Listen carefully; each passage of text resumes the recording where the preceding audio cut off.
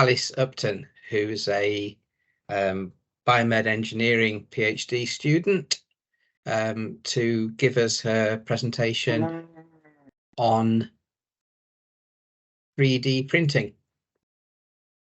So, hi Andy. So I've just got to work out how to use this, how to share everything. It might be I have to make you a presenter, Alice. Hang on.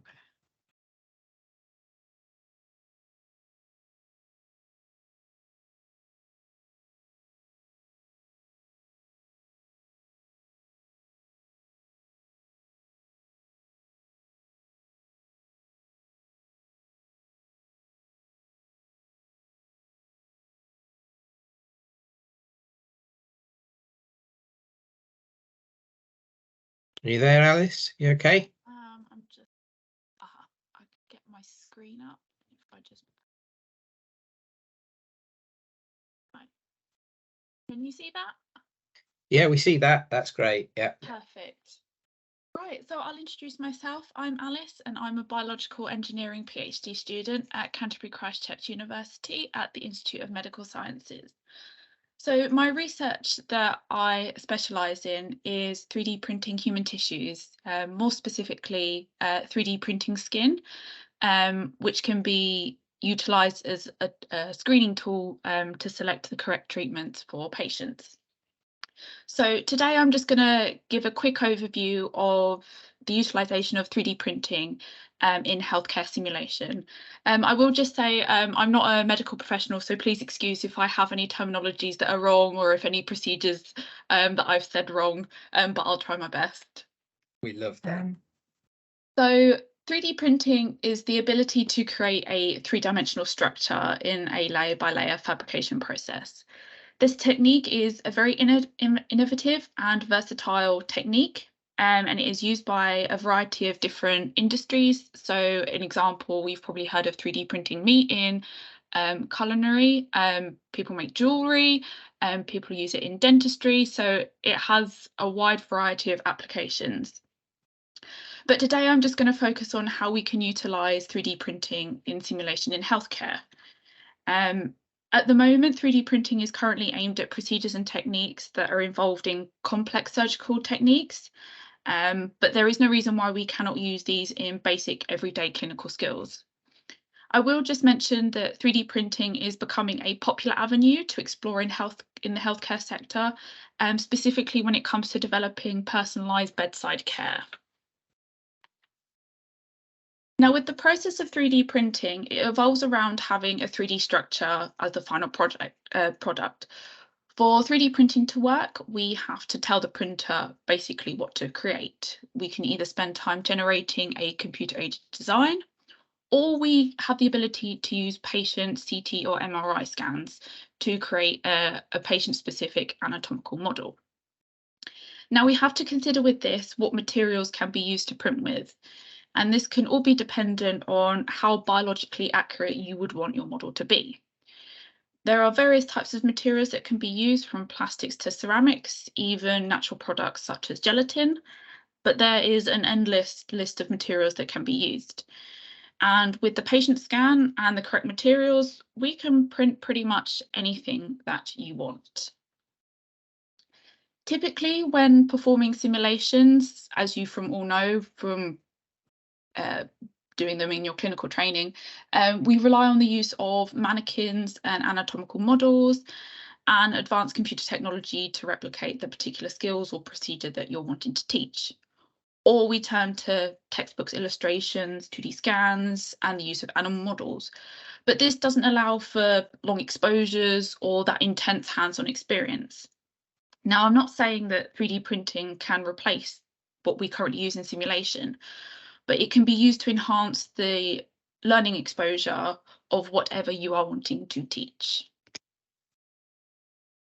Now, a fantastic example of where 3D printing is being utilised for simulation is at the University of Malaya, where they have developed a 3D printed on-demand simulator for neurosurgery. Now, they have developed a plug-and-play system where patient-specific models, in this case the nose, are 3D printed for performing endoscopies. And each of the models printed are taken directly from patient scans. They have developed materials to replicate the soft tissues for skin and harder materials to replicate bone and cartilage, while incorporating the addition of the mucous membranes for the model to make these models as realistic as possible. And you will see on the image on the right, you'll see the live endoscope footage, and then on the left you'll have one with colour and one without, and you can see how realistic they are compared to the real thing. This technique of generating these models allows for multiple models to be printed from minutes to hours, which has allowed this specific research team to build a huge library of anatomical models. The fantastic aspect of 3D printing is the ability to pretty much replicate the accurate textures and movements of models, which I'm sure you'll all agree with me that current mannequin models lack that realistic feel. Well, there are models out there, but they are very, very expensive.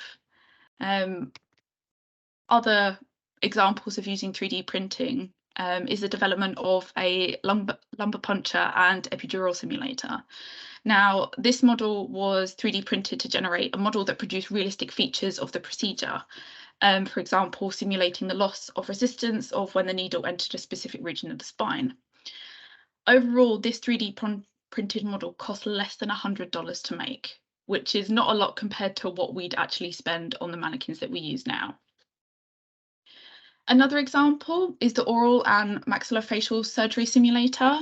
Now, this research group identified a gap in the dental education where exact training replicas of individual patients did not exist, and currently the models being used were not realistic enough. Again, using patient scans, simulators were created using soft silicone-based gel to print the gums and a harder plastic called PLA to replicate the hardness of the teeth. The technique that they have developed has shown to be cost-effective and an excellent resource for training. And this simulation model has now been put forward to be implemented in all dental schools around the USA. And again, this model costs less than $10 to make. So it is a really cheap process. Of course, once you've got all the equipment in place and you know what you're doing, it's pretty much plug and play. Now, back in my department at the Institute of Medical Sciences, we previously worked on developing a simulation model. We were approached by a medical professional who highlighted an issue within their training, which was to do with taking a prostate biopsy. They said that there were no simulators out there that could meet their training needs, so we developed a 3D printed prostate model, again directly from patient samples, which has been shown to replicate the tissue structure of the prostate and is being successfully used to train other professionals in this technique. Now, unfortunately, I'm not able to discuss this too much as we're currently going through IP and patent with this, but this just shows examples of some of the work that we have been doing. Now, as I said before, 3D printing will not replace what we already utilise in simulation. It will only enhance the experience. Current simulation models tend to follow a one-size-fits-all when it comes to simulating a particular skill. And what I mean by this is that a type of disease or anatomical feature is typically shown in one variation. Now, 3D printing is a cheaper alternative to developing simulators. As I said before, once you've got the infrastructure in, it is cheaper.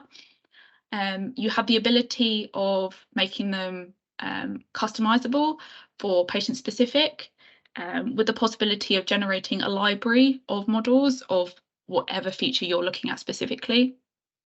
And it also allows for an on-demand printing approach. And what I mean by this is a particular model of a disease or surgical implication which may be required.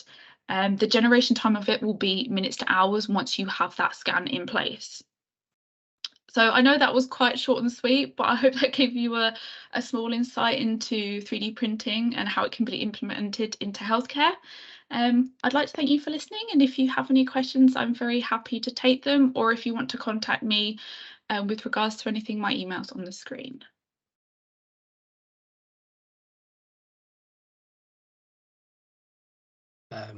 Thank you very much, Alice. That was indeed, as I requested, a thorough and rapid skip over 3D printing and its applications in simulation, and as suggested by your failure to share stuff that might be a matter of patents, this is something that is just really starting to blossom into some huge potentials.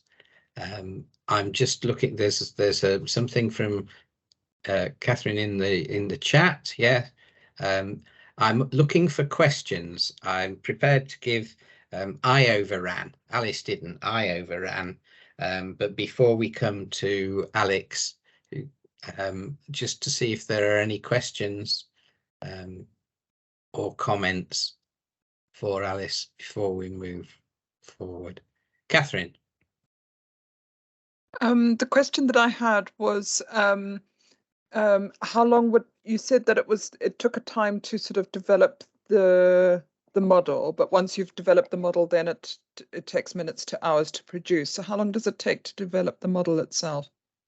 So once you have your patient scan, it's simply converting that scan into the appropriate file that the printer can read. But once you've done that, you can start printing immediately. So it will be as quick as you can convert the file, plug it into the printer. Once you have that all set up, and again, depending on how complex your model is, will depend on how quickly it will print. So if it's simple, it may take a few minutes. If it's a bit more complex, it may take an hour and a half.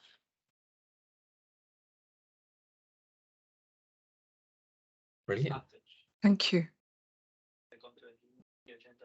And presumably, as the library of materials grows and people know how best to replicate different tissue and the like, the process will become, if anything, even quicker.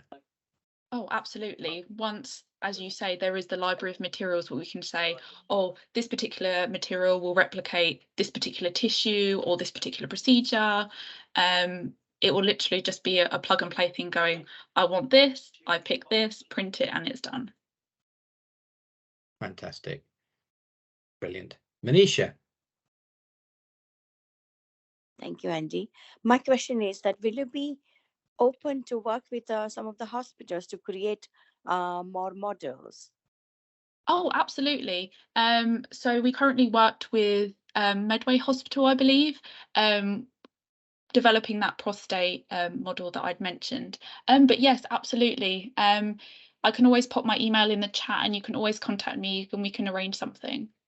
Okay, thank you. Because I'm interested in developing front of neck access model, because none of the models available are realistic enough to break the barrier of decision to knife time. Yes. Yes.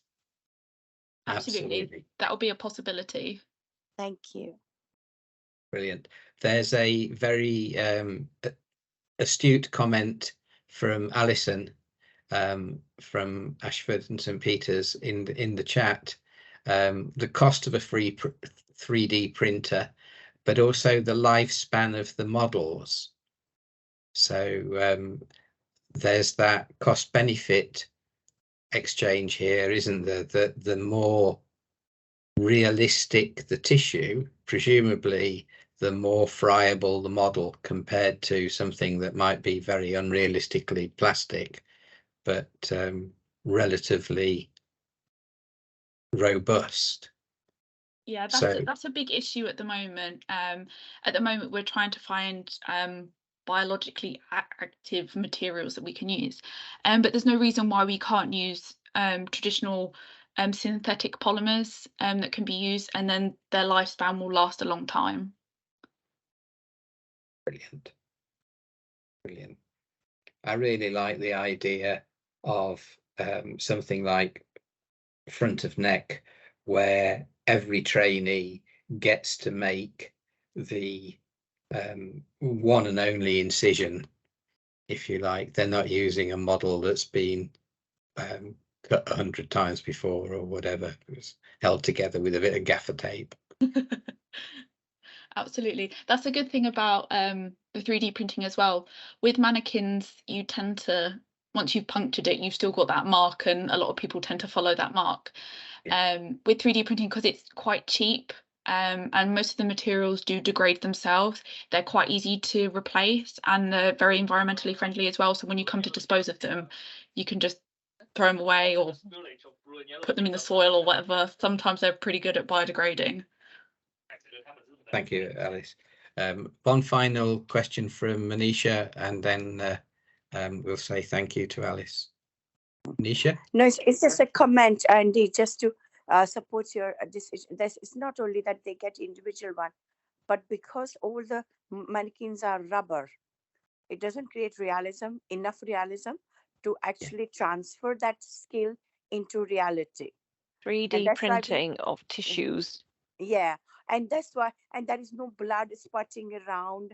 There is no, that feel of sweat and slipperiness, and that is probably one of the reason we still see the hesitancy in decision making. Yeah. We'd be able to print them out a nice blue. Yeah, any colour you want. Okay, right. Well, I hope everybody can join with me in just briefly saying thank you very much, Alice.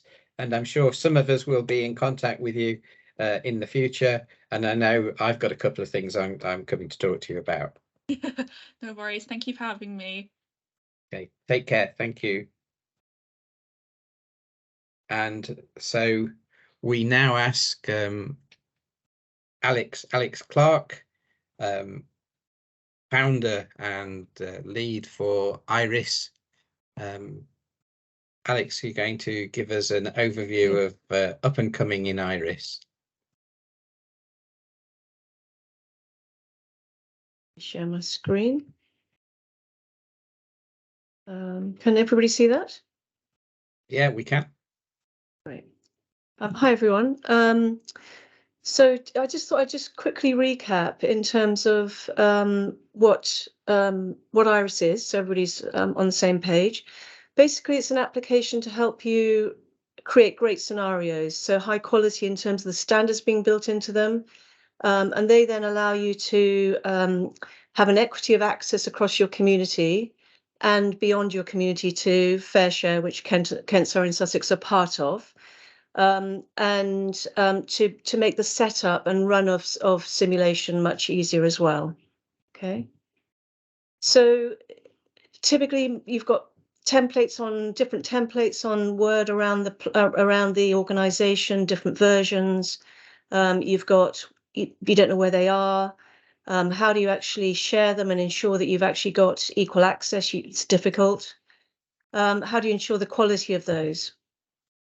Also, just not reinventing the wheel. So there may be scenarios that already exist that you could actually use or reuse and slightly repurpose for what you need, which will then save time and effort in terms of creating from scratch and putting all that work in.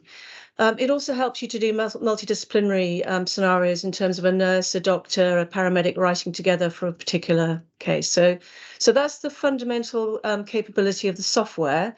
And as Andy said, you've actually got the licenses. So I'm very keen, basically, that as a community, you actually get the maximum value from those licenses that you've got. Okay. So in terms of what the main functionality in it, just quickly recapping, you've got a wizard for writing, and I'll show you that in a second with the new Tiny Sim. Those actually allow you to collaborate, and they build the standards in. You've then got a library which you can go to and actually just search for any scenarios that you want.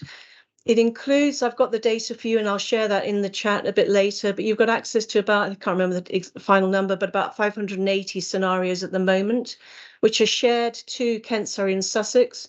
You can go and search for any of them. You can use them as they are, or you can actually take one and duplicate it and repurpose it. So for example, it might be a scenario which is a sepsis acute, and you want to make it an earlier stage sepsis or whatever, you want to change something about the patient or the setting or the whatever it might be to make it be your particular need. But a lot of the actual content you can just straight reuse.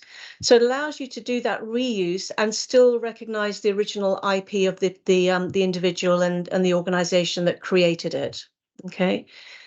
When you write in the wizards, automatically you get the briefings which are generated live as you're writing. So whenever you add into the wizard, it's just automatically updating the briefings that you use to run, which you can run in Iris. You don't have to print them all off and generate materials. You can literally run them live from in Iris. And you also get system files to run the simulators. We're not connected to GOMARD at the moment. We are, in fact, we met them at IMSH earlier in the year in January, and we're keen to actually get GOMARD connected up with Iris. So you can take your vital signs and which are in a scenario and push them out to the simulators. But if you've got things like iSimulate, or you've got a Laerdal mannequin, or you've got a LiveCast plus iSimulate, whatever it might be, combination, CAE mannequin, then we are exporting to those simulators at the moment. Okay. What's new, which Andy referenced, is TinySim, and actually, as Andy said, we co-developed that with input from a number of people. Jane Room was one of the team that members who helped us to shape that, and it's a very tight. So if you look at it, it's 6. I'll show you in a second. It's 6 steps only, but you can actually create really quite sophisticated scenarios. But generally, you'd be using it for quicker, simpler scenarios than you'd get in a complex, acute type situation. Okay. If I show you what that looks like, I can actually show you one of Jane's scenarios. So this is it. She's written an infant anaphylaxis scenario. And this has 6 steps to it. So you're describing the scenario in step 1 with objectives. Then you're coming on to the resources for setting up. So do you need a mannequin? Do you need a simulated person? What do you need? Equipment and so on, medications. You've got the instruction that you're going to give to the learners and the patient profile. You've got the ability to write scenario states, and also with those have roles that can play out, and resources like X-rays that might come in through the course of the scenario. And you've got your outcomes, debriefing, teaching notes, and then finally, am I ready to run check, just to sanity check against the Anaxel standards. So it's very, if you look at it, it's very simple. Simply click to edit stuff, for the description. Same again for the learning objectives, and you've got rich text, so you can actually structure those as you want and make those pretty sophisticated.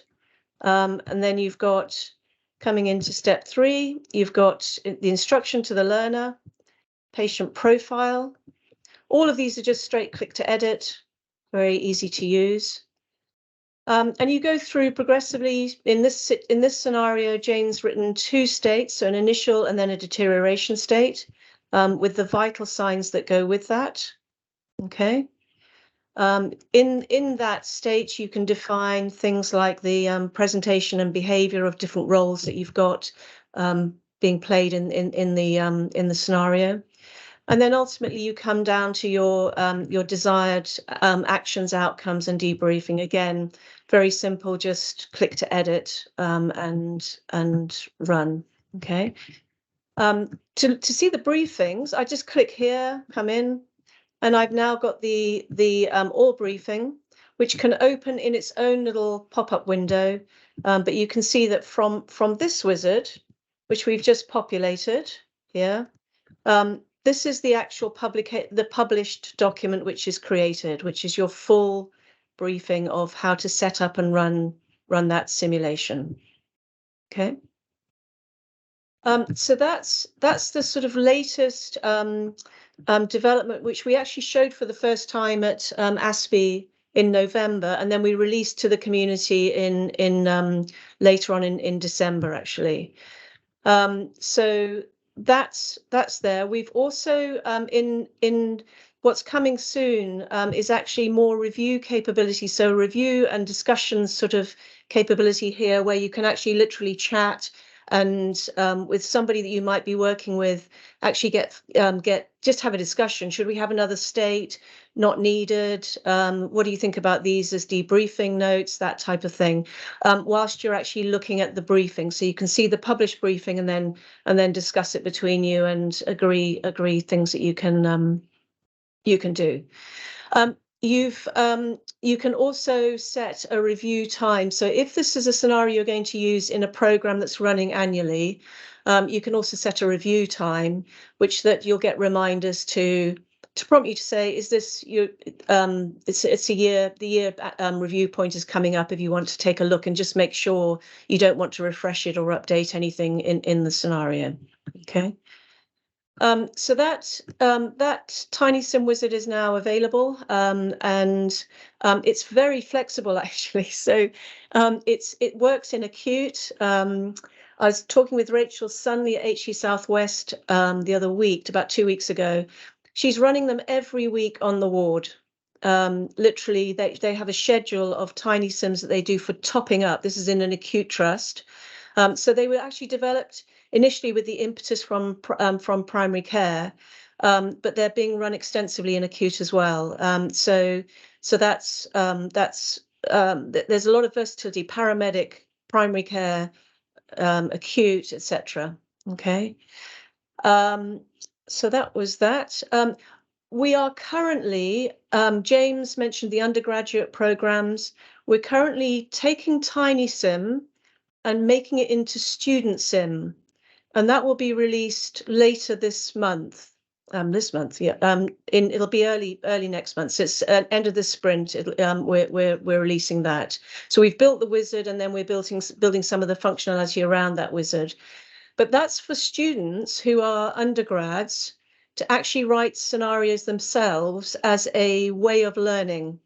So they get given a topic area to study, and their output, one of their outputs, is basically a simulation to teach their fellow students. So really quite deep and profound way of learning, actually. So that's underway as well, which is a direct, sort of derivative of the Tiny Sim Wizard that we've just released. So I thought I'd just share what you've actually got available at the moment. So in Kent, Surrey and Sussex, you've got 539 fair shared scenarios available to you. So if you log in and go into Iris and you go to the library, you've got 539 fair shared scenarios. And you've also got 53 scenarios which are shared to everyone. So those are things like COVID scenarios that we shared across the world, basically, to any Iris organization that was in Iris. So you've got about 500, nearly 600 scenarios that are there in your library at the moment. And as I say, you can duplicate them. So you don't have to use them as is. You can search for, maybe you're writing something like asthma or whatever, just type in asthma and you'll find the list. Okay, and then you can preview them from the library directly and see whether they're relevant for you to actually take a good look at and maybe reuse. We've got about 60 of these scenarios which have already been developed in Tiny Sim. So that's these ones here. They're not yet all shared to you, but I'm due to go around and actually just encourage people to do that sharing. So some of these will start becoming available soon. In Kent, Surrey and Sussex yourselves, you've actually got 31 scenarios at the moment, and about 20 of those are ready to run. Okay. So by that, that's a measure in terms of just how far through the wizard they are. So steps 12, if you're writing a more complex mannequin simulated person type wizard, or step 6, if you're writing for Tiny Sim. And I'll share this Excel with you, just so you've got it easily to hand. Without logging in, you can even see what's there and available for you. So coming back to this, we're just really keen for you to be able to get writing in Iris. There's a number of users in Kent, Surrey and Sussex who've sort of written a reasonable number of scenarios, but just keen to help you in sort of any way that we can to help you get going. I'm happy to write a tiny sim or sit alongside and write a tiny sim with anybody if you want to do that to get going. I actually have done a number of those sessions with people following the ASPE conference and then also HPSN, which happened in December, and where a number of people came up and said, well, could I have a go with that with you? So I'm very happy to do that with anyone, and we can easily set up sessions to do that. Sarah, she just needs your email, first and last name, if you're not already in Iris, and she can set you up. And I'll pop my details into the chat so you can see those. We can also do small group orientation sessions. So again, in the chat, if you want a group session, then just say that and we can set up. I'd be very happy to do, like a weekly session slot where I'm available just to be like a drop-in type thing or a pre-booked whatever, which we could easily sort of facilitate between Sarah and I. Obviously, Andy mentioned we're working on an EDI initiative to get some EDI based tiny sims shaped up, and it would be great. Again, that's the sort of content that the vision for it was to share that worldwide and actually start spreading scenarios that are actually consciously designed with EDI sort of readiness and sensitivities and skills basically. If anyone wants to, if you've got scenarios you need to write and you would want to show them at the conference in May, again, that could be a good focus. So, Andy, I think we'll definitely be sharing some of the EDI stuff there. Is that right? That's the goal, isn't it? I'm going to say yes, Alex, rather than fingers crossed. Okay. It's been a tumultuous year so far. Yeah, no, I know. I'm conscious it has been a hard start to the year. And it has my end as well. So it's been tough. I'm sort of getting to a point where I'm a bit clear of a whole load of just projects that I had to finish at the first beginning of the year January. But if anybody's actually got things that they know they're going to need to develop, and would like to use TinySim to do that, and you think they may be relevant more broadly in the community, the Kent, Surrey, Sussex community, and the May timing is good for you, again, that would be a perfect thing where I'd be very happy to help that, and just join you to help you get going and so on. And one last thing I just wanted to show was, where is it? Okay, here. I'm in the library. This isn't yours. This is actually the Health Education Southwest Library, which I've got access to. I don't have access to your library, but we have special access into theirs. So what I'm showing you here is event course items. James mentioned it around a course might be a half-day session, and it could, for example, comprise 5 or 6 or 7 tiny sim sessions, or 2 or 3, a mannequin, and then a tiny sim, or some combination. You can see here that what North Bristol Trust have done, it's just a really nice example, is they've set up their courses. So they've got a cardiology simulation course. If I go into that, what it is it's a course which will have linked scenarios to it, and a focus for that particular course itself, with objectives for the course, but then scenarios that are connected to it. So it gives you just a nice way of actually grouping, and so you can see some of this really nice stuff that they've set up and put together. So that's called the event course item. And you create it just from the home page with a new item create, and you choose an event, and then you just add the linked items into it. So that's a sort of a whistle stop tour really of what's going on at the moment. And yeah, if anybody would like to work together and help get really get using your licenses and to help you get content into the community and content that's authored in an easy and shareable way, that would be great. So any questions?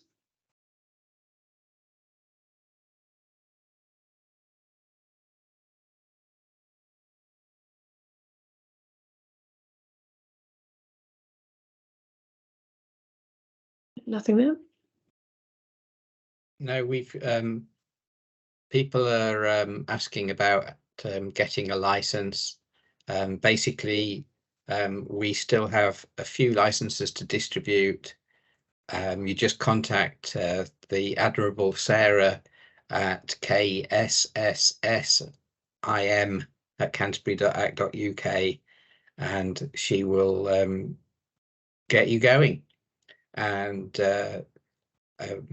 I'm sorry, Alex. I know I've said this 1,000 times, but I have to declare an interest. I'm a big fan of Iris, and it's partly because I can remember the hours and hours of my time I've spent trying to invent yet another date of birth and yet another address for another patient who's going to be admitted and given an antibiotic and develop anaphylaxis or whatever it might be.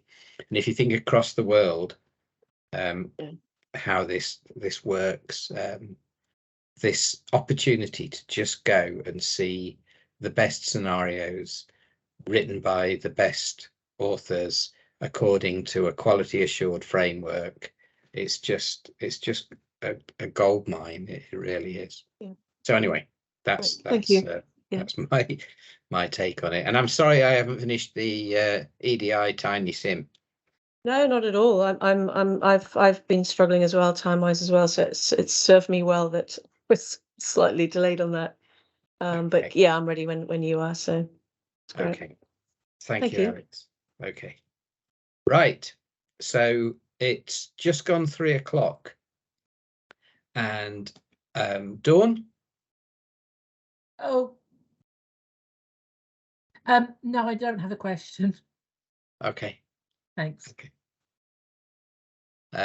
So at 3 o'clock, what I'd like to suggest is that I noticed that the roadshow has managed to join us, which is absolutely wonderful. So we should be able to move to that streaming of the presentations, which according to the timetable I have begins at 3:30, 3:35. So at 3:30 I'll be looking to hand over control to the lecture hall there at University Hospital Sussex. And until then, if it's okay with everybody, I'm going to open up the okay, that's great. I have a comment. We are ready to stream at 15:35. Absolutely brilliant. Thank you so much, folks. That's brilliant.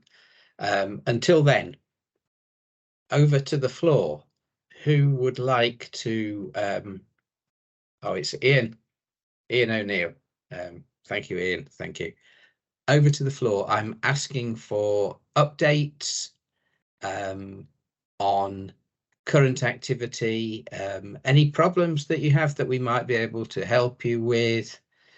We can do everything except funding. So I'm looking across the room. Andrea has a hand up.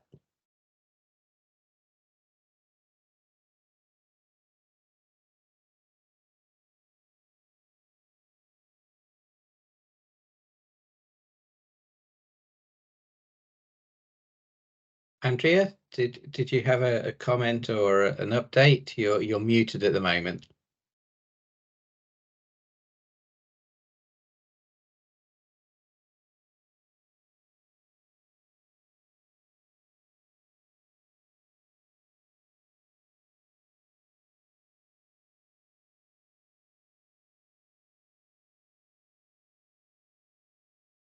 She might be audible if she wasn't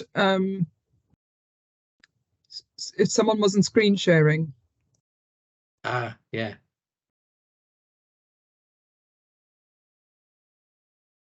Sorry about that. Okay. Thank you. So yes, over to floor's open, folks. And Andrea, you do have a hand up at the moment.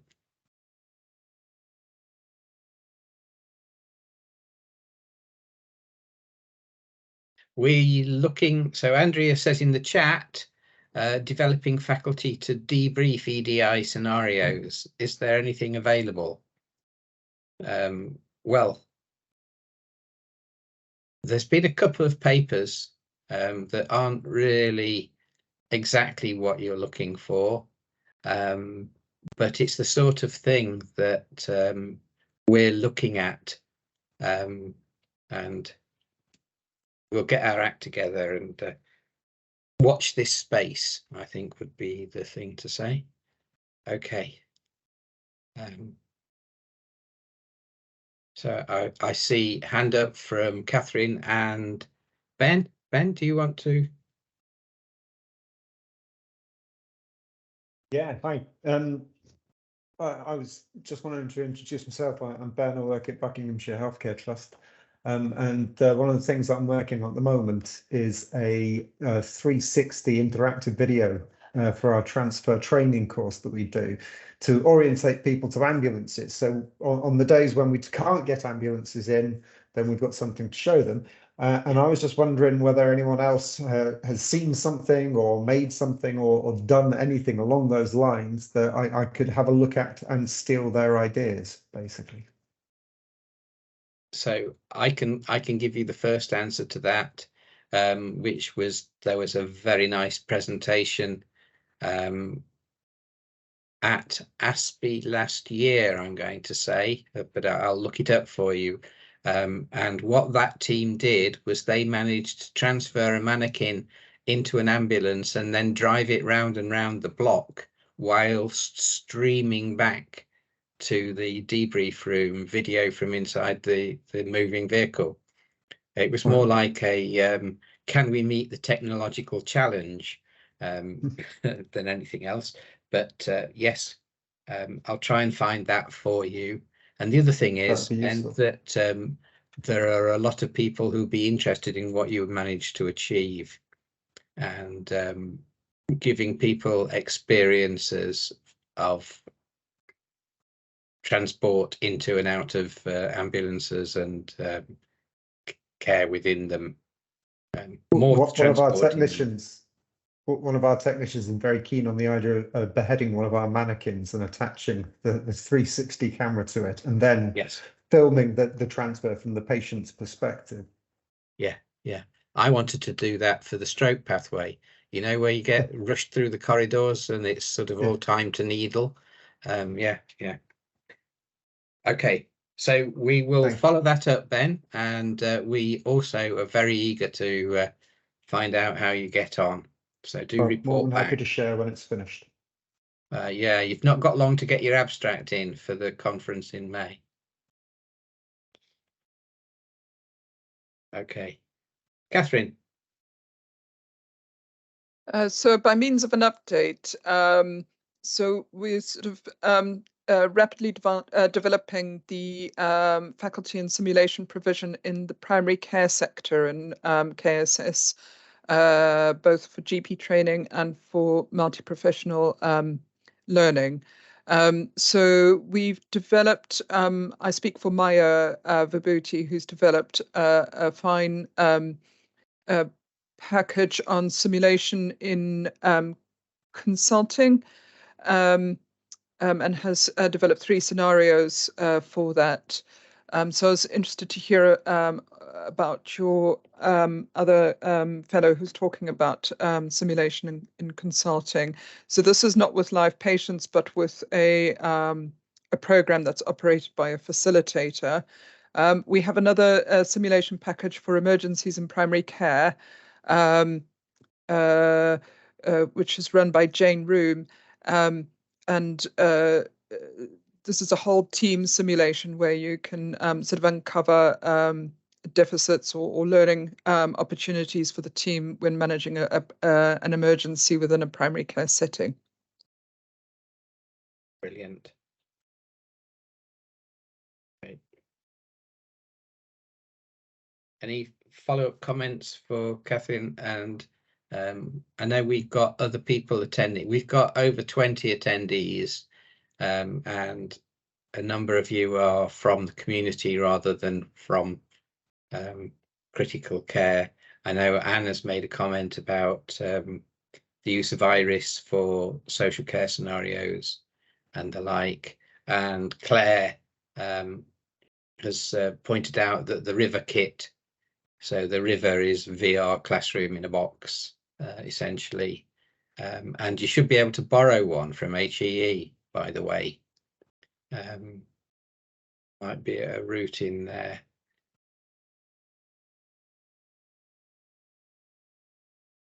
Sorry, Andy, to hog the mic, but I just wanted to come back to Ben's question about, and this would be under the auspices of HEE, because I know that it was HEE on the, I think it was the South London side, who developed a 3D video for a home visiting scenario that might be helpful to have a look at to see if that would map onto what you were doing for the ambulance.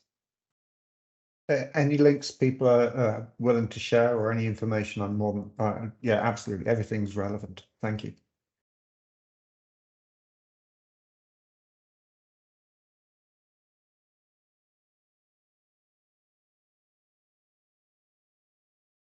Can I ask a question regarding ambulances?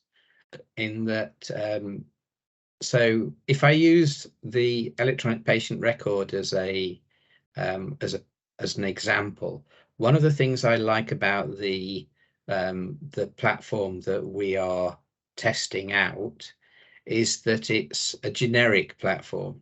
So it's not the specific product simulated, it's a generic product. And one of the problems that you get with ambulances and learning is that the design of the trolley and the inside of the ambulance can vary quite a bit, and it can be easier to dismiss what you're doing if it's regarded as out of date or not relevant. Does that matter particularly to you, Ben, in terms of the inside of the ambulance? Does it have to be the current local model, or can a generic ambulance do? What I've got is that I've got a contact within the South Central Ambulance Service, so I'm in contact with their education lead, and they're very keen to work with me on this. So they're going to lend me an ambulance, one of their proper ones, for 3 hours or so. So I'm in the process of working out exactly what it is we want this 360 interactive experience to contain. And then they're also interested in what they'd like is an orientation for people with learning difficulties that they would then want to use on their website. So it's kind of like a trade-off that, you know, that I'll get my transfer training video and they'll get their learning difficulties orientation video out of this. But they're happy to provide us with an ambulance, so it will be, you know, all the latest greatest bits of equipment, and apparently I'll be getting a camera friendly paramedic as well to act as an actor. Well, there you go. Right. Well, why are you bothering us? I need ideas. Oh, we'll come up with those, don't worry. Yeah. Okay.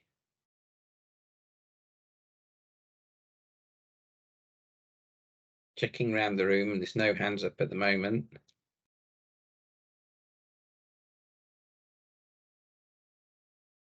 So what I'm inclined to do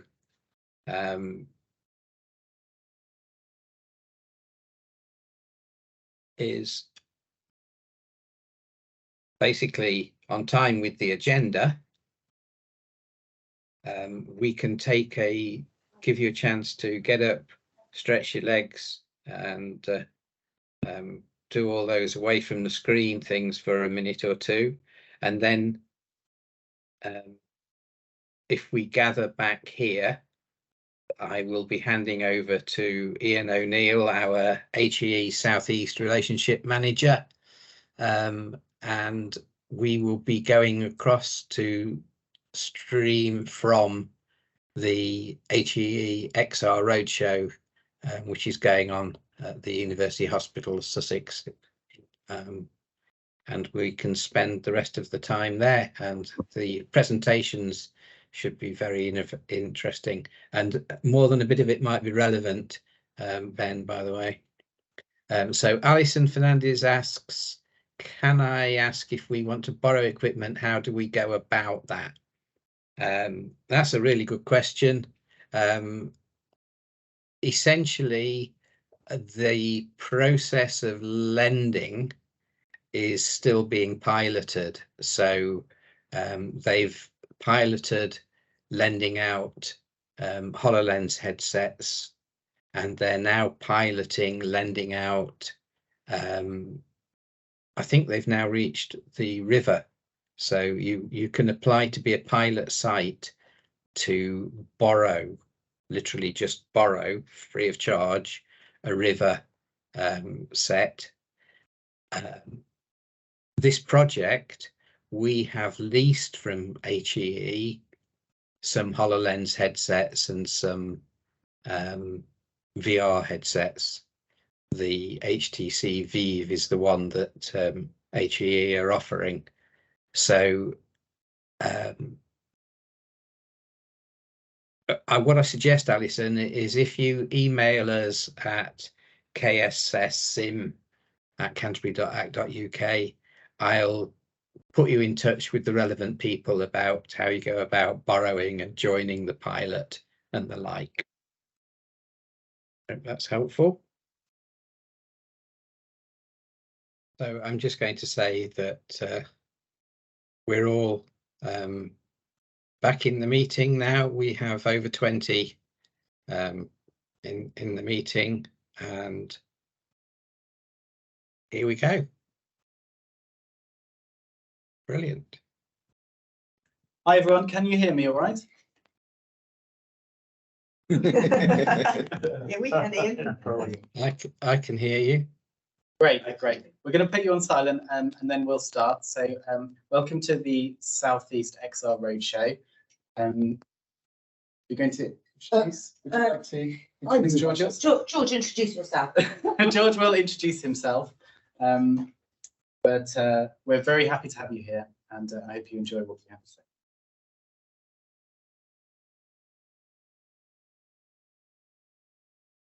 Present and we'll go full screen.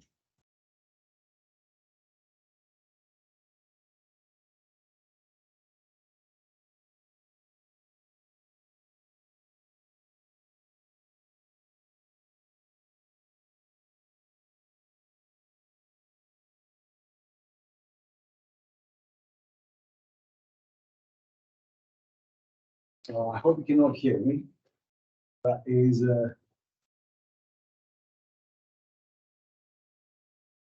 that's me. I'm an orthopedic surgeon, but I have also affiliation with the University of Canterbury, Christchurch, and University of Kent. So when those things were mixed together, especially during COVID, there were some questions on how you can use augmented virtual reality, how you can use the different kinds to deliver training. And that's when Andy came in with the idea whether I can try the HoloLens and see how useful they are for what we call the, which one is my computer? That space or that space? Not that one, that one. The keyboard, yeah, keyboard, yeah, the external keyboard. The space is easier than trying to click on the mouse panel. So I'll very quickly go into the training app. This is not what we're here to discuss about, but this is what made me to start trying the HoloLenses. Training app means that for surgeons, it's not just because of COVID. Surgeons are a bit difficult to train. Skills are difficult to acquire, and it's not easy to actually be present when we operate. So when I do a complex procedure, one person might be able to see what I do, but then it's very difficult for other people to come and join me. And this is where devices like the HoloLens become very useful because they are augmented reality. So the whole thing is how do you get your technical skills and how do you avoid high risk complications or problems when you ask people to operate. And the current state is not favorable for any surgical trainee because there's a lot of pressure on time. We want to do things faster, so there's not a lot of time to teach a lot of people. There are cultural problems, so there's a lot more tendency to deliver consultant-led stuff. But this means that 20 years ago, registrars were running the show. Now it's consultants running the show. So there's not enough time for the trainees to do things themselves. The legal bits. So there's a lot of litigation when you bring people into theaters. Things become very complicated. That's why I think augmented reality would be useful. That's why I was interested to try that first from all the devices. Because you can actually take them in theater easily. That's the thing that can. I don't know if you're familiar with what a HoloLens is. Have you ever used or tried one? So a HoloLens, very quickly, is a computer. It's more, the back bit is like a mobile phone or a computer. It comes to you empty. So when you get your phone, there's no applications. That's why we'll speak a little bit about applications and things to do. In the front, it has a camera, but you can also lift, so it can actually be full reality, or you can go to augmented reality. So it projects things in front of you, but you can still see the real environment. But it's basically a computer you wear on the back of your head, and that comes with some problems I'll tell you about in a minute. So I tried this in a few teaching scenarios to see whether it can be useful and how we might be able to try it for my kind of training, but I think this can expand to all kinds of training. So the first scenario I tried this for was in real surgical training. I did not use doctors, I used nurses because I think it was a bit more interesting. Nurses are not always used to teaching scenarios, so we added a little bit more to their actual training. We did an AO course, which is a trauma course, and I had two nurses. Each of them was wearing one of the lenses. I had the lens on, and one of my trainees was in a different place and was wearing a fourth HoloLens. So it was 4 people communicating using the lenses. 3 of us in the same place, and the 4th in a different area. The nurses could see the surgical technique in the augmented environment and at the same time operate. And my trainee, I could project what the nurses were doing, some anatomy models, and the optic. He could see and hear exactly what was happening in the room, and the nurses could see the technique while they were operating. So it worked, they were quite pleased and interested with the way this thing worked. The second thing I tried it for is project live surgery. So with this, I had one of my colleagues wearing a HoloLens, and one of my registrars was acting as a moderator, so he was not strapped. And I was in a different place. I was in the Verena Holmes building in Canterbury, and they transmitted the teaching session to Verena Holmes. I had a HoloLens on, and I had one more attendant using Teams because the HoloLens can be used using my remote assist. Remote assist comes as the only application you get when you get a HoloLens, and it's completely free. You get it with the HoloLens, and it's the same as Teams. So the only thing that you need to be aware of is that to communicate with the device, it has to be in the same tether. So this HoloLens will not speak outside the Health Education England tether, which solves all the problems you might have with GDPR, because it does not communicate with any other device unless it's outside HE. So only HE accounts can access the data that are transmitted out. And then this biggest problem with the HoloLenses, and we'll go through the minors in a few minutes, but the biggest is battery life. So the actual surgeon had to abandon the use of the HoloLens after the incision was made because battery ran out. I have a solution that I think, but I have not done the trial for that. The last bit of trial that I with the lens. The moderator was able to present the case. He presented the surgical technique, the 3D models, and the setup of the procedure. And then as soon as the surgeon started to operate, he found it difficult to use the device, even though we did one session. So it takes quite a lot of teaching to be able to use this while you actually operate. But it is possible. He was actually to reach the incision, and then we took it off because the battery ran out and he couldn't use it. The last bit I did was try to do anatomy teaching. So the two applications I tried, one is called Anatomy X and the other is GigXR. The videos I have in the presentation are from GigXR.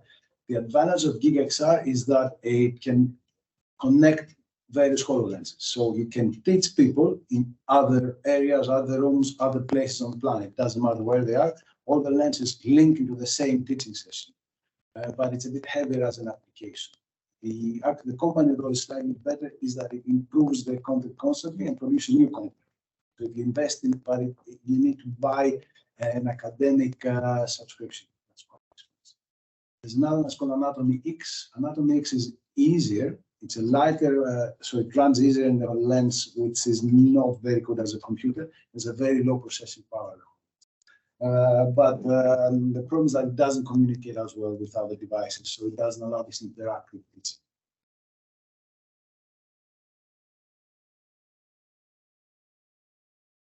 And then, as I said, when you get the HoloLens, it's empty.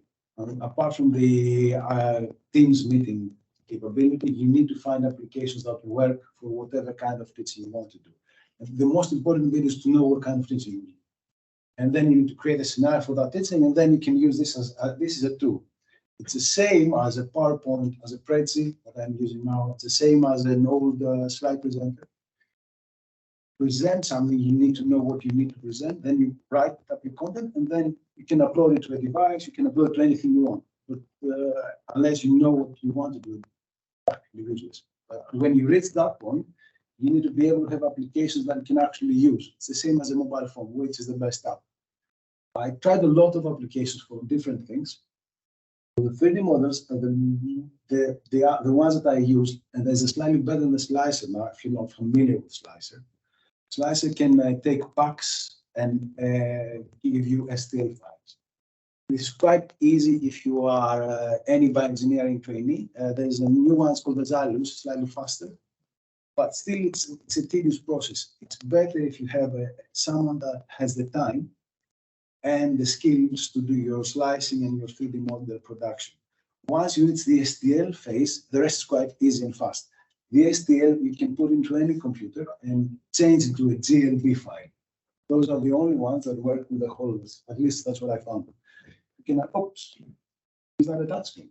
Yes. I would use the keyboard. How do I go back? Escape. There you go. And then the last bit is the IF3D viewer. This is a very powerful application. It's free and can use it to view your 3D models. And then you need to have a PDF and a PowerPoint viewer. You can bring any PDF and any PowerPoint presentation you already have in your virtual environment and use it as a teaching tool. It then makes the entire device useful. So if you have the free Solar PDF, the free PVDX viewer, plus the free app that comes with a HoloLens and it's the remote assist, you can do a remote teaching session quite easily. And the other side does not need a HoloLens, by the way, because what you project is a flat environment. But you project your augmented reality environment. So you can project the operating theater, you can project the world, you can project anything you want, together with the teaching session and images or X-rays or whatever you may need with you when you do your teaching. But the minus of this way of doing things is that the other side will see a flat screen. They do not see the 3D models. They can't interact with it. All of those apps are pretty much free to use. So these are the three things I tested as I presented, but what are the problems? It's not a straightforward technology to use. The biggest thing is content.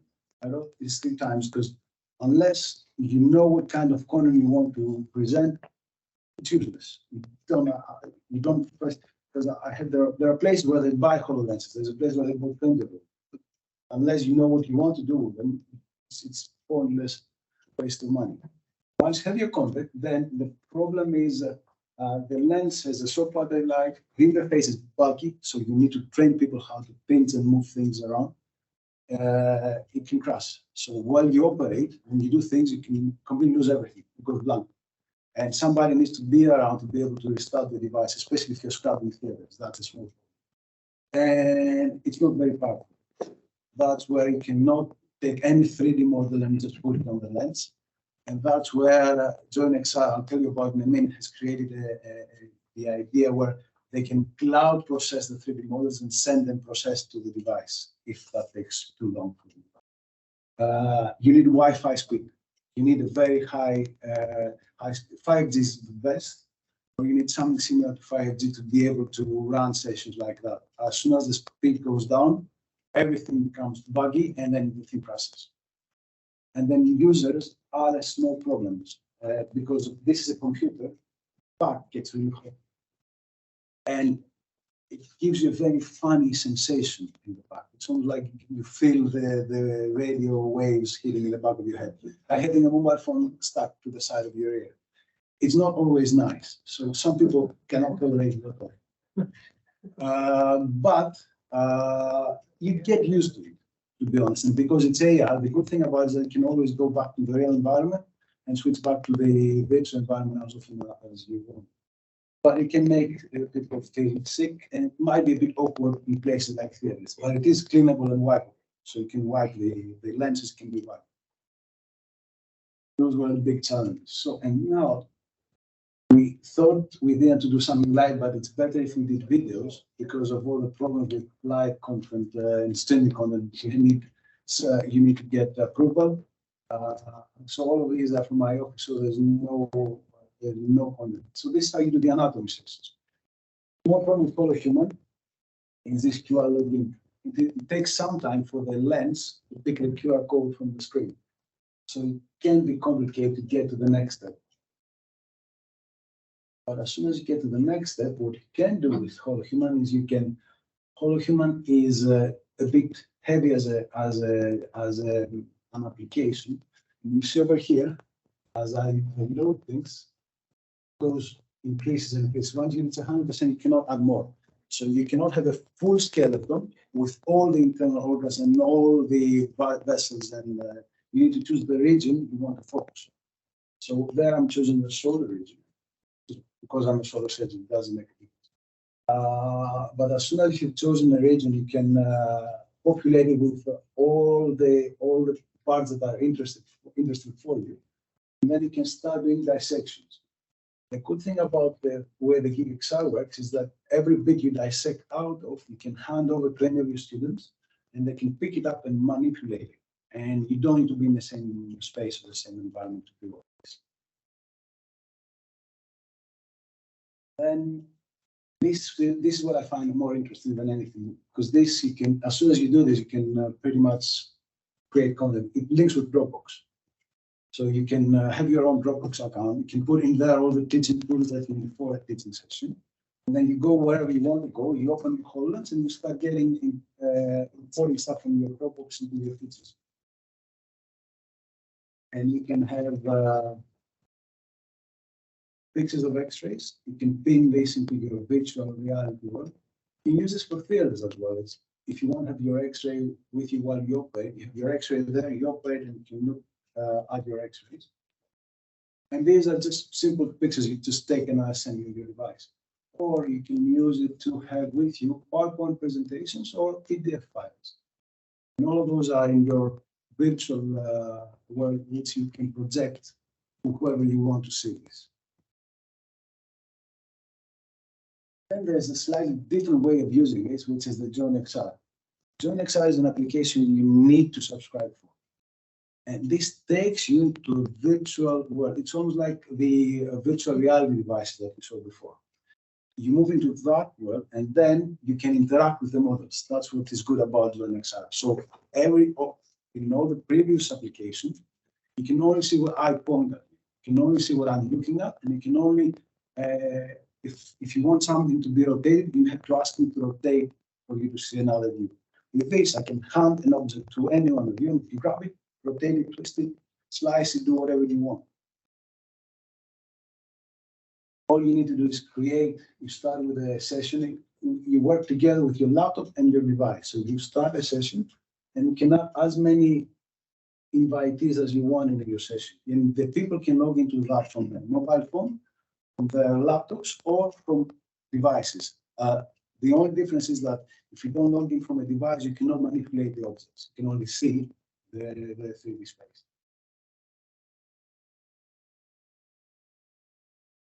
And then you open a document, you create the document in the laptop, but you populate the document from your HoloLens. And once the document is open, you can navigate. It's almost the same as navigating through a PowerPoint presentation. So you have slides. So this one has 3 slides. The first slide has a lot of X-rays. Give it a name, loads up the X-rays, and then they appear in my virtual world. In my world, you can see, but this is again me as a dummy. You can see in that one, I cannot see the real environment. I can only see a virtual fake space, and that's how what everyone sees. They all go in the same virtual meeting room, basically. And then you can incorporate into that not only X-rays but PDF files, and you can see the other guy is seeing me. That's myself on the screen of the laptop, and I can see him. If I look around, I can see him as an avatar. So you see each other as avatars in the actual rooms. And you can also have 3D models. So now I've uploaded a 3D model. That model, both of us can manipulate and rotate and play with. The last bit you can do is, there you see that's the other me. Okay, and we can both meet and see each other in that virtual zone.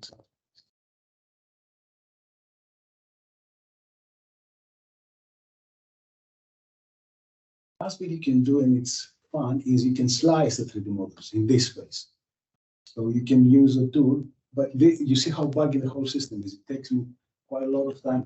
I'm quite used to the HoloLens, but this is real life, how long it takes me to start to be able to clip my 3D model and you get slices of it. But you could do that from your own office if you were in that same virtual meeting. So as soon as I manage to hit the clip and then edit clip, it takes that long. Then you get a free tool, you can slice. The other thing you can do with this, which is interesting, it's at the end of this video, is that you can add anything you want while you do the presentation. So suppose while you speak, you say, "Oh, I have another PDF that you want to see." You can upload the PDF file in real time in that virtual space, and everyone can see the PDF. And if those models are, this model is not actually in the HoloLens. This is a model that is rendered in the cloud. So this model can be as heavy as you go. It can be a real STL file. That's the advantage of JoinXR. So you can use the STL files, you send them up to the cloud, and then that downloads into your HoloLens, even though it takes half an hour to have them downloaded. Let's forward this stuff.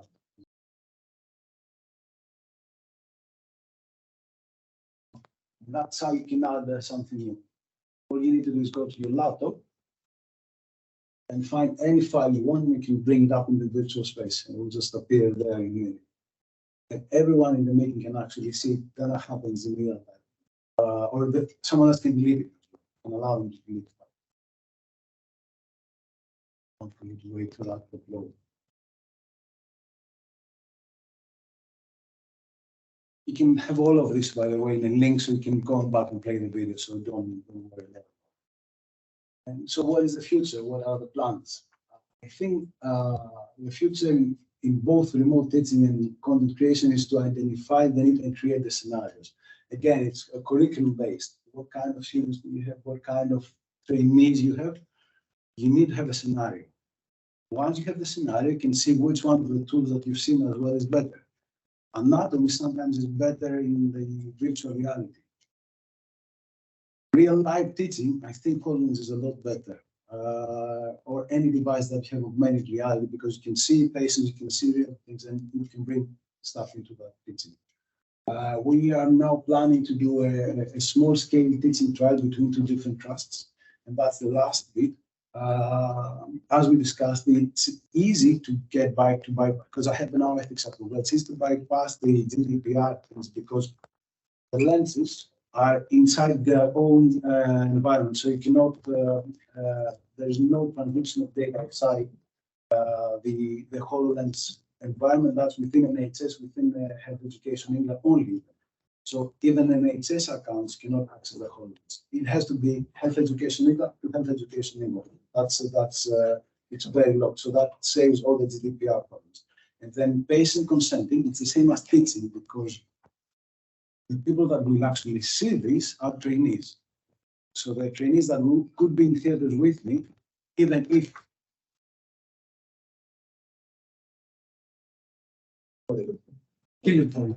no, don't worry. So that's how this is solved. So, but this is not projecting outside the NHS, not projecting outside a training situation or scenario. So you can only do this with trainees or people that would be in theaters anyway with you.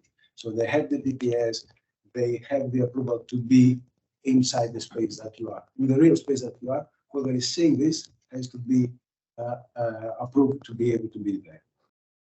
And the important thing for further improvement, I think, is the innovation hubs. And that is where the HC hubs come into play. So you can't do all of this on your own. A simulation tech cannot do that. An orthopedic surgeon can definitely not do that. You need computer experts, you need people that are interested in games. Basically, the gaming development system is the best one to create avatars for us and create medical education scenarios.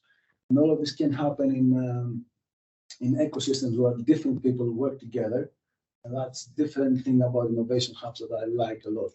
That's inside that presentation. Links in another presentation if you want to ever see that one. And as I was saying, this is what I advertise, but it's a nice building. If that's where the meeting is happening. It's a Verna Holmes building where we have a big simulation suite, and there's a lot of anatomy labs, there's Wi-Fi links. You can record 3D videos in there, etc. So it's a useful place. Thank you.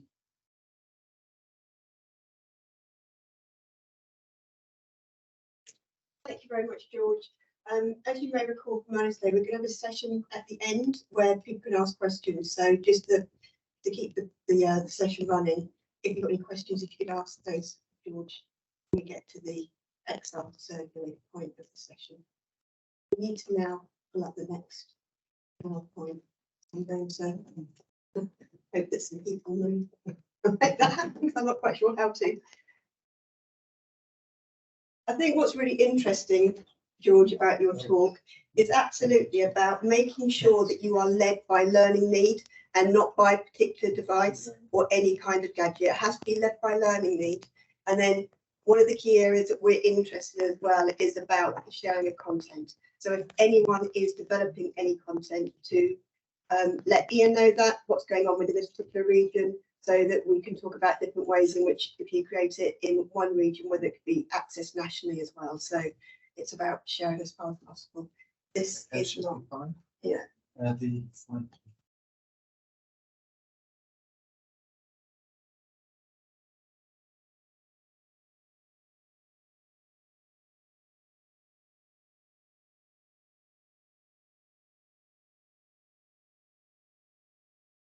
That was George. Okay, so we're now going to talk about the XR Hubs pilots. So the work that George did was as part of the HoloLens pilot, and we have a number of other pilots underway as well. So I'm going to ask my colleague Jamil to come over and speak a little bit more about those. But then if you are interested in taking part in one of these pilots, I'm going to ask Ian to explain to you what the process is around finding out about your TEL readiness and maturity.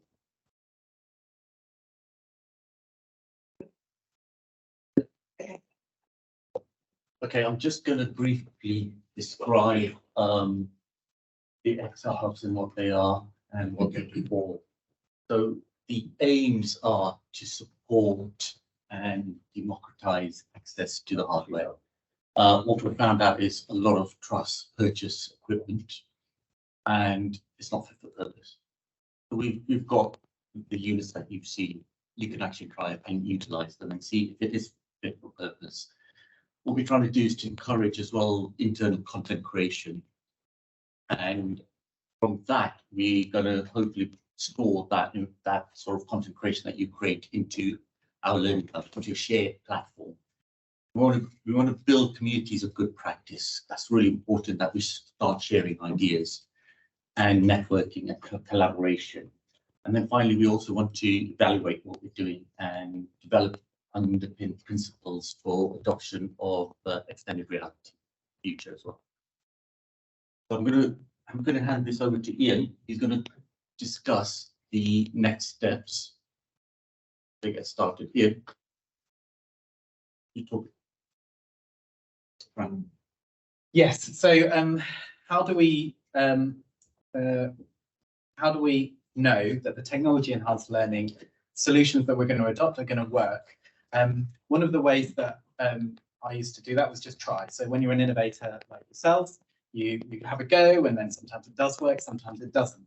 The TEL readiness assessment is a way for us to kind of leapfrog some of that experimentation and help organizations understand how ready they are to adopt different kinds of technology enhanced learning.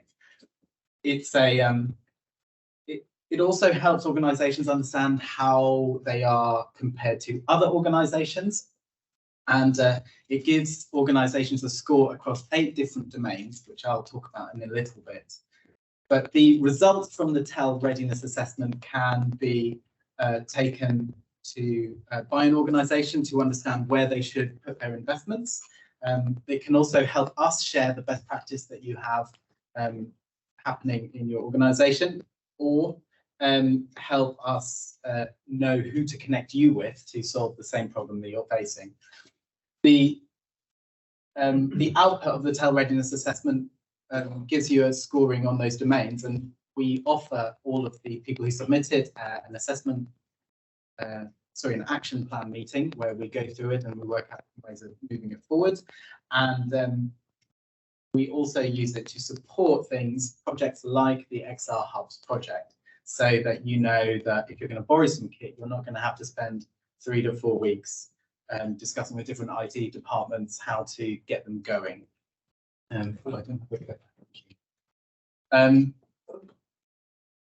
The TEL readiness assessment is organized into these domains, and they are organized in a hierarchy because we find that if you make investments higher up, but the places lower down are not in place, then that's where things can go wrong. So, for example, good equipment can be derailed. Sorry, I touched the screen there. Can be derailed by poor connectivity.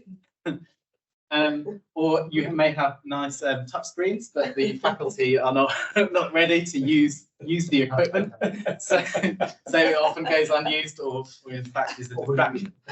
So having all those different pieces in place, we find is important, and thinking about it in that coherent way as an organisation.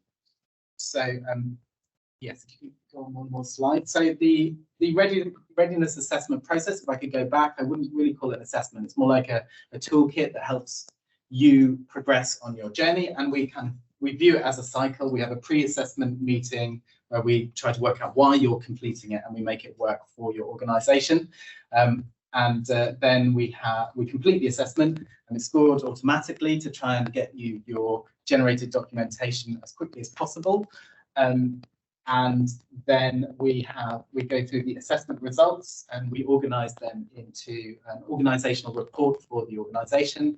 Then there are regional league tables for some regions, anonymised, and a national dashboard as well, which is also anonymised. But that can help regions, the national team, and systems understand where they need to be putting their funding to. And then we have a post-assessment, and this is where the most important part, I think, is for organisations. We try to connect challenges within the organisation to national projects or peer support or organisations that we know have already solved those problems. And then we try and amplify those amazing things that are already happening in the organisation as well. Yeah, and then it is a cycle. So if you if you make an investment in some of those areas, it's very quick for us to rescore it. So you can get a new visualization, can help you not only with your business cases, but demonstrate return on investment internally as well. So it's all quite useful for that kind of thing. Thank you, Tricia. So if you'd like to get started on the TEL readiness assessment, there's a couple of links there that you can access when the slide deck goes out. But all the information you need is on this website. Yeah, don't touch it. I'll try not to touch the screen. And this is the actual assessment. It's all online. You can generate a stable link that you can share with different colleagues. And just get in touch with me if you want to get started. I can help you.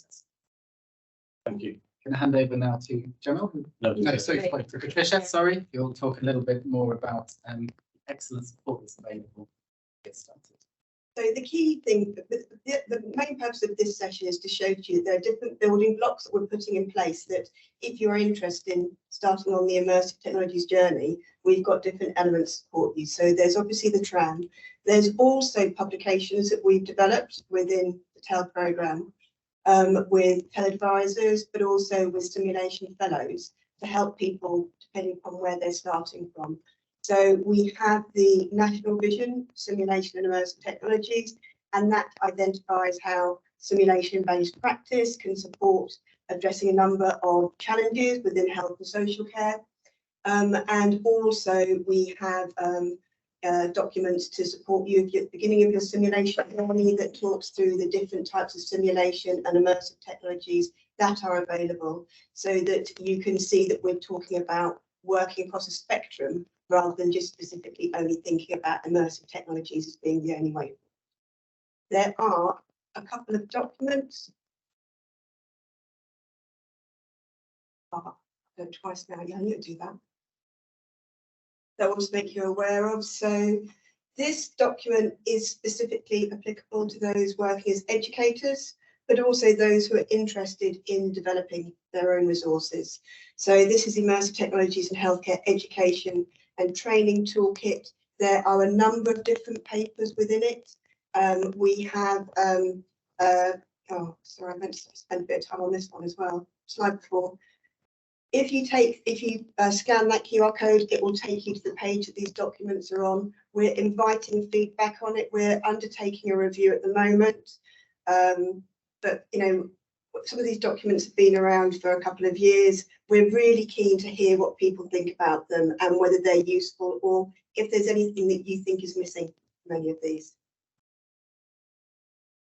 So this toolkit launched summer last year. So it's one of our newer pieces of work. But I'd really suggest if you are starting out on your journey, that's one thing that you look at as well. And then for those who are developing their own content, this link will take you to a toolkit to support VR 360 development. It's been developed in collaboration with Nick Perez, who's our televisor for Immersive Technologies, and it's how to develop VR 360 videos, it's how to edit VR 360 videos, and then there is a paper that identifies ways in which you can make the apps that you develop more accessible to learners. At this point, I'm going to stop and look to Rosie because I'm going to talk about some national meetings, but Rosie would like to tell you about a regional meeting. Yes. Hi everybody. For those of you who missed the beginning, I'm Rosie Courtney. I'm the Programme in Simulation-Based Education, Technology Enhanced Learning, and also Patient Safety for the South East. So the South East we cover Berkshire, Oxfordshire, Buckinghamshire, Hampshire, Isle of Wight, Kent, Surrey and Sussex. May the 24th, I haven't had time to put it up there, but if you have in your diaries, May the 24th, we're doing the first of its kind actual regional simulation conference. So we've had them called Just KSS or Just Thames Valley. On May the 24th, we're going to have a really brilliant one. And it's going to be held at Canterbury Christ Church University. So you can see the magnificent building that George was talking about. My email address will come up in a minute. If you're interested, give me a shout and I'll get you the information. I have spread it as far as wide as we can without spamming people. But if it doesn't come your way, come to me. Thank you. Thanks, Rosie.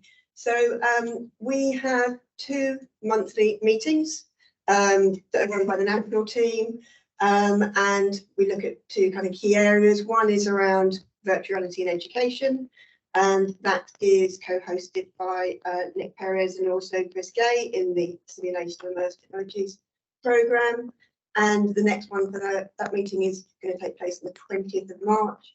If you're actually, can I just ask, is anyone in this room attending any of these meetings? Excellent, good. Right, so that's good news for us because it means that potentially we've got some new people that will join us.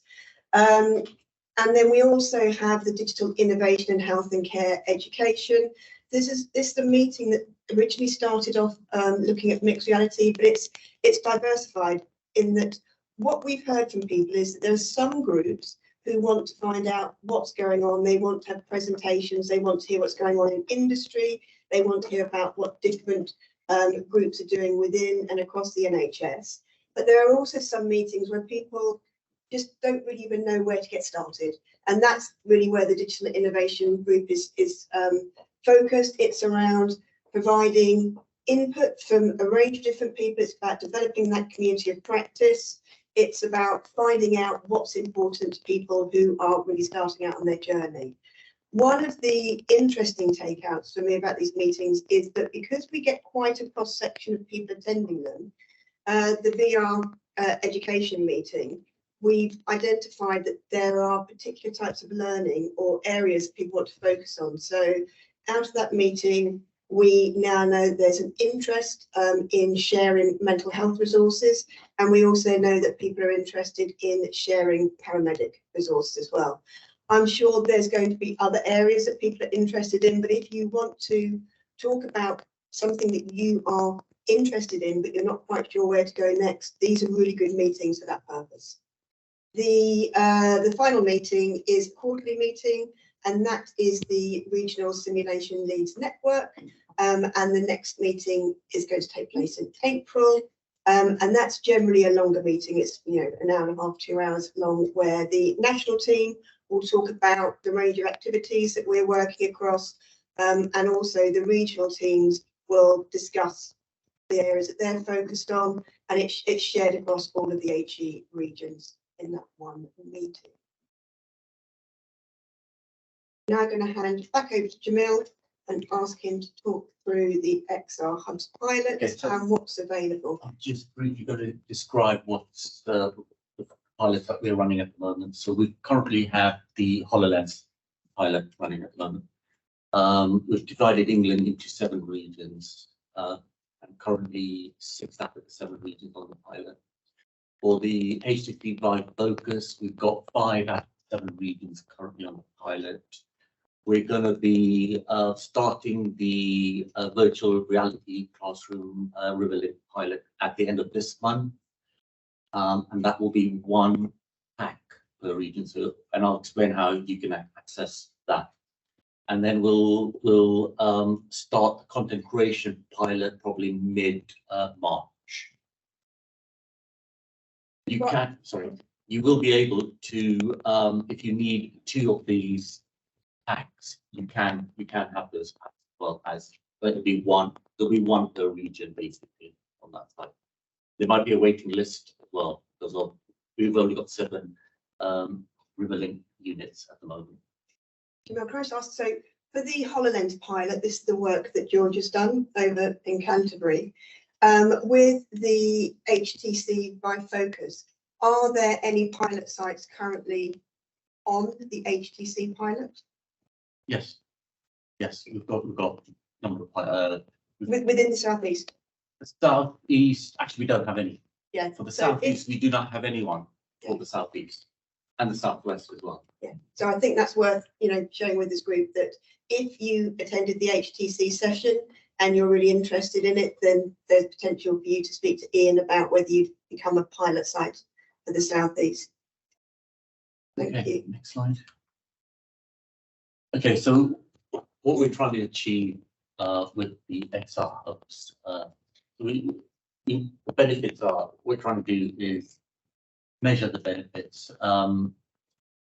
It's important that we have what you create, we actually have a shared sort of platform where that information can be shared with everyone. what we don't want to do is to replicate that. So that's what we do. We're creating a shared access to information. And when you do go onto the pilot, we're going to give you a template that we'd like your case studies to be added in there. Again, we're going to share that onto the Learning Hub. And what we really want to do is to improve discussion, innovation. We want to evaluate as well and improve together. Problems to be solved, as Georges has mentioned, there's a number of issues that support is one. Difficult to access the hardware is an issue. Need to demonstrate value for money. We found out that trust, what they do is they go and buy their equipment, and basically after a few months, it's not fit for purpose, and they put it on the shelf. So you've got the ability to actually pilot or loan the equipment, and then if it is not fit for purpose, let us know. Put it on your case study, so then we can improve on it. We can see where we can improve. What we're trying to do is to avoid duplication on the lab. Can I just add one other thing? So I don't know if this has been explicitly said throughout the course of this afternoon, but it is a free pilot. So if you are interested, it is about giving you the opportunity to try it out, to see whether it's something that you want to adopt, rather than purchasing equipment that may or may not work for you. Okay, next one. I was just saying, and it's really important, that last comment at the end. Yes. If it doesn't work, it might not work in a particular instance. It might not work because the learning needs weren't thought through, enough in advance. But actually, from all of the elements that are challenges while rolling out these pilots, we're learning something more for the next iteration. Okay, so what do you get when you become a pilot site? So basically, you'll get support. So we will have a documentation in place in how to access the equipment, the password, etc. You'll also be assigned a immersive learning technology officer. You met, I think, Paul in the HDC room. So there will be someone there to support you on that side. And also, we'll have someone also trying to help you work through your case study as well. Okay. And also, it's good. It's about evaluation. Yeah. So again, it's about evaluating your pilot. What we want to do is to base evidence on your extended reality, health and care education. So it's about how do we evaluate what we've done, in what ways can we evaluate it, and we want that to come into your case study. Okay. Ian. So the best way to get started in the Southeast, we've got an expression of interest form here, which you'll be able to grab out of the presentation when we send it round. But we're a friendly bunch in the Southeast, and Rosie and I can talk to you as well if you want to get that process started. And Rosie over there. And then the expression of interest form is a good place to start because it's got all of the bits brought together in one place. So you can see the longer view of what the application process is like, and just some of the feedback forms and things that you're expected to do as well. And then if you're accepted, we can support you with a TEL readiness assessment, the assessment that I talked about earlier, which will help you understand whether the site or location you want to deploy the content is ready, and then we can support you by helping you understand what documentation you need to fill in and things like that too. So there's a process in place to help you get through that. So this is the end of the formal part of the session. You may want to go up and speak to different people that you met either in your individual group sessions, the suppliers. You might want to speak to members of the HE team that are here. We will send a follow-up email so that you have all the information that you need around next steps. And this is a plea. We are really keen to learn how well these kind of events are received, whether you came in, where you stood when you came in, with your understanding of immersive technology, and if we've managed to change any of that by the end of it. So if you can you please make sure that if you've taken the survey earlier, that you also make sure that you take the second survey as well, because only through your feedback are we going to learn more about what we need to do for future sessions. So thank you very much, everyone, and really appreciate you coming along here today, giving up your time to listen to what we have available to support you. Thank you. Please do pop into the seminar room 2 as well. There's a demo that you haven't seen yet. There's a couple of little bits of innovation in there from the regional, from the southeast. That's worth having a look at too.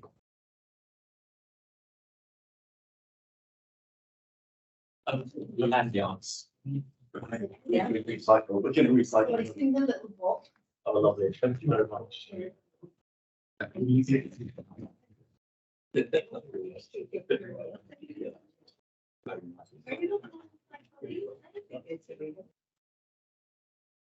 Welcome back to the fold. I hope you found that interesting. I think what I would have to emphasize about George's presentation with the HoloLens is that we were the first pilot site for the HEE HoloLens loan, and he's done a lot of great work with it. And I think augmented reality has still got a long journey to make regarding its application for health and care. Virtual reality, is that it's a little bit more distant from that first person's perspective. But anyway, the opportunities to take part as pilot sites continue to arrive. As you saw in the presentation from Jamil, Southeast still is underrepresented in terms of pilot sites. So the great thing about this is that you get your hands on this stuff and you can just pick the ball up and run with it pretty well. And providing that you're fairly diligent about reporting what you've done and what the outcomes are and the like, it's a great opportunity to innovate and experiment. Borrowing, leasing and buying kit from HEE is an ongoing process, but we can guide you with that. Ian has very helpful. So Ian is our HEE relationship manager for the Southeast, and Rosie Courtney is our program lead manager. And Ian has kindly put the resources, the links to the resources in the chat, and he's offered to send us out the slide deck. So I will ask him for the slide deck and put it somewhere where you can have a look at it or obtain it. I'm not sure if Ben is still with us or he's had to leave. If Ben, if you are here, I need your email address and I can send you some information regarding the streaming. It was an ECMO patient. It was the transfer of an ECMO patient by ambulance, streamed from the ambulance back to the Sim Centre viewing room, that was presented at ASPE in November 2021. So I'm looking around the room. There aren't any hands up. Nobody's throwing anything at me. So I'm going to thank you all for your attendance. Oh, Andy, sorry. Yeah. Hi, sorry, coming in late. Andy, sorry, I got your email. I just wanted to say hello to all the lovely people at Simnet. Can I quickly put in a quick advert? Is that all right, Andy? Yes, of course. Floor's yours. Thank you so much. Hello, everybody. My name's Nick Tovell. I'm the head of SIM and Essential Skills at UHS. some of you might be aware that some of our medical students have been around the patch with various different homemade Adam gel vascular access trainers. The guy who invented Adam gel is a chap called Dr. Johan Villers. This is a kind of real thing which was invented in the spirit of freedom of access to medical education. We are going to be holding cooking days throughout the year to train people in how to make models and sort of have a sort of almost South Coast modeling group, because models can be quite expensive. And these ones are really good because the great thing about Adam gel, it heals itself, it's recyclable, it's great for the, I'm not sure it's great for the planet, but it's better than some of the ones for the planet. And it's ultrasoundable, and you can needle it 1,000 times roughly before you have to then put it in the blender and recycle it. So the next day is going to be 28th March at Chichester, CMEC. If you want to come along, play with models, play with gunk, let me know. The great thing about that is the models we make, we're hoping to send to Ukraine and potentially Uganda with JAG, to basically help our colleagues out there, specifically in the Ukraine, with the ongoing humanitarian crisis there. So if anyone wants to come and play, I've been asked to make a cervix today. So it's kind of, you know, if you want a model make and you want to sort of do that, really open to collaboration in the spirit of Simnet. So please get in touch. Thank you, Andy. You're welcome, Nick, and it's nice to see you. And hi, Julie. Yeah, well, I'm going to have a look in my diary for the 28th of March. Yes, I think the Adam gel stuff is great, and it's great that it's been given so freely and thoughtfully and generously. And yes, I bet I know who asked you for a cervix. So yes, we have friends in the same circles, Andy. Friends in the same circles. It's amazing the requests I do get for these things, but you know, nothing's off limits. Just let us know. We'll have a go. And I have 2 3D printers myself. So you know, modeling is kind of my thing at the moment. My wife is a bit irate with me because I've got a bin full of bottle tops which I'm planning to melt, and she hasn't given me permission yet to buy the aluminium smelter. So watch this space. But yeah, please come 28th. This is hopefully those of you who have managed to get your hands on the Adam gel models can attest to the rest of the group how amazing they are and how we want this to propagate. This is not something which should be lost, because this is a cost saver, and money's a bit tight at the moment for some reason. Anyway. Brilliant. Okay, nice to see you. I